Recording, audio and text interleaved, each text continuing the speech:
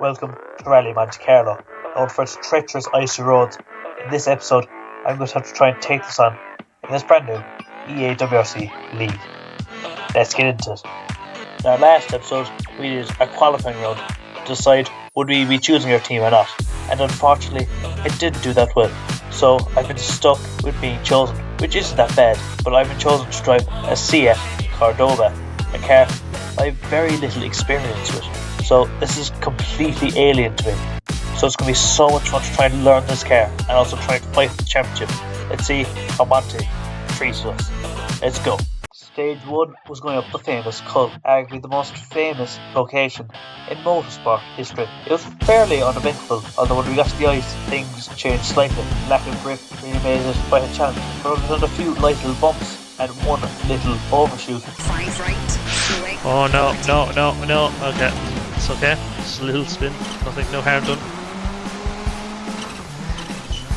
We managed to finish the stage rather cleanly to take home one a mediocre result, a clean one.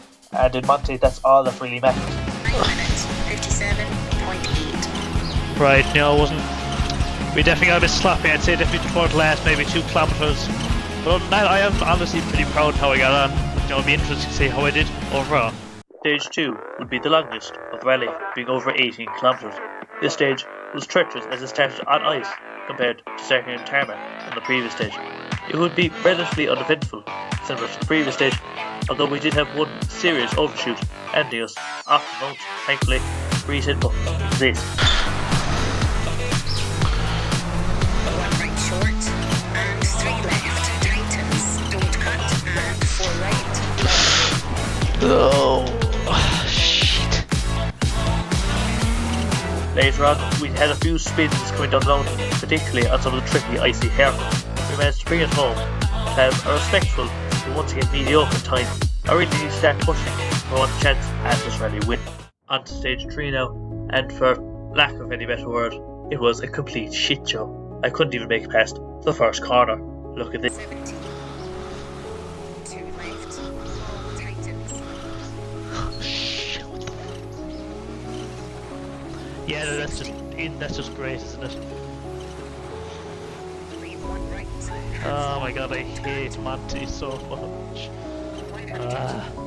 To rub salt into the wound, we had multiple little nicks with the barrier and the side banking. And then we just decided, do you know what, why don't we just drive straight off the mountain cliff? Which is exactly what we did here. And just to add insult to injury, at the very end, we hit into the finish line markers. To say I was pissed was an understatement. 6 right to stop. Oh no. No.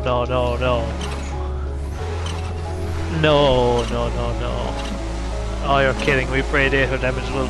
Okay, that's a 5 minute. 15.7. This was by far the most challenging stage we've done to this point, but worse was yet to come.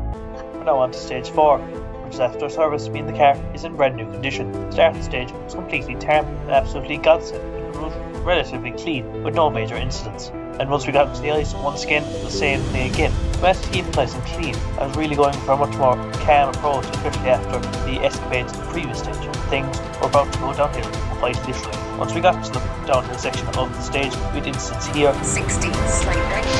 Oh no. Oh no, that is. What the hell? Oh. That is actually really annoying. I swear I brake more. Oh, that is actually so annoying. Here. 6 right. Yeah, it's just. Oh no. Yeah, we just have no grip on these dry tarmac sections, which this stage in particular is majority tarmac. Like honestly, if this was like a standalone stage, I almost would have opted for the socks. And finally, slight right, 90, 5 right, 70. No! Puncture, 1 kilometer to go. Fuck! Oh no! Oh no! 5 left, 80. Oh, Slowing, 6 right, shit! 70, 6 left, 50, 1 right. Okay, Tightens. just gonna try and get this home. They're making puncture. 50, 5 left. And the radiator is 50, just kaput. 6 right. Oh no. 80. Hairpin left. Oh, that is actually just agony. 6 right. 80. Oh, it's turning me so hard. Lead 6 left. Yes, this incident caused us to get one puncture or 2 punctures. It's absolutely terrible because, I only brought one tyre. I was going to have to do a whole stage on a singular tyre, which was not ideal. Thankfully, this stage had only a kilometre left, but meant the next stage I was going to be miles off the pace, and it was going to make it much more challenging. This really was an absolute disaster stage. Ironically, despite driving on only 3 tyres, stage 5 was the least eventful, with most of it being me worrying whether I'll make it to the end, as due to the radiator damage, I was now suffering from some severe engine damage. The entire stage was relatively clean, with no major crashes, although we did crash straight into a signpost towards the very end of the stage. And 2 left. Long. 40. 2 right sharp. Okay, we'll go straight to signpost. Lovely stuff. It went surprisingly well, and we weren't that far off the pace under the circumstances. Stage 6, and we were really starting to find our rhythm. With an almost completely clean stage, we did have 1 or 2 little incidents here or there, and we did unfortunately get a penalty for going outside of the boundaries, although I thought it was a little bit harsh. But for this stage, we decided to create an alternative route to get to the end, which was quite funny. Don't cut. 50. 3 left. Half long tightens. 40. Turn 3 left. Half long. Pass junction. 50. Over finish. Slight right to stop. We create our own tracks here, guys. Oh no. Okay, that's a 4 minute. 38. Oh. But overall, a very solid stage, although it did come a little too late. On to special stage 7, the final stage and the power stage. And once again, it was a lovely, nice clean stage. We're finally getting a rhythm, but by the end, it was just too late as we'd made so many early mistakes.